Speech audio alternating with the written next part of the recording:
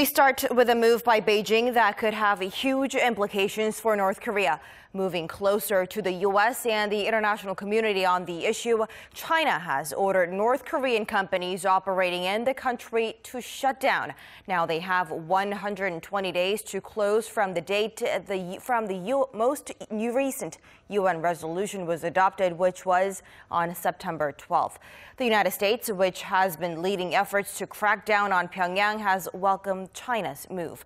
Jong-hong has the details. Amid increasing calls to exercise its leverage, China finally appears to be doing its part to rein in North Korea. China has ordered North Korean companies on the mainland to close down 120 days from the passing of the UN Security Council's latest set of sanctions on the regime. That means the companies will be shut by January 9th at the latest. China's Commerce Ministry said the action is in line with the UN resolution adopted on September 12th in the wake of the North 6 nuclear test conducted earlier this month. The crackdown applies to all companies doing business in China, including China-North Korea joint ventures and even restaurants, which have had difficulty getting visas issued or renewed for their workers.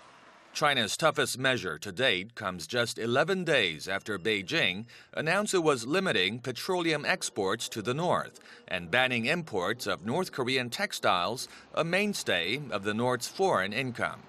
Many observers say China was mindful of U.S. pressure to take tough action against its longtime ally.